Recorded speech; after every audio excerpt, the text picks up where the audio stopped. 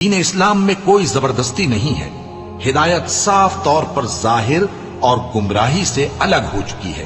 تو جو شخص بتوں سے اعتقاد نہ رکھے اور اللہ پر ایمان لائے، اس نے ایسی مضبوط رسی ہاتھ میں پکڑ لی ہے جو کبھی ٹوٹنے والی نہیں، اور اللہ سب کچھ سنتا ہے، سب کچھ جانتا ہے۔ جو لوگ ایمان لائے ہیں ان کا دوست اللہ ہے کہ اندھیرے سے نکال کر روشنی میں لے جاتا ہے، اور جو کافر ہیں ان کے دوست شیطان ہیں کہ ان کو روشنی سے نکال کر اندھیرے میں لے جاتے ہیں۔ یہی لوگ اہل دوزخ ہیں کہ اس میں ہمیشہ رہیں گے۔ بھلا تم نے اس شخص کو نہیں دیکھا جو اس غرور کے سبب سے کہ اللہ نے اس کو سلطنت بخشی تھی، ابراہیم سے اپنے پروردگار کے بارے میں جھگڑنے لگا؟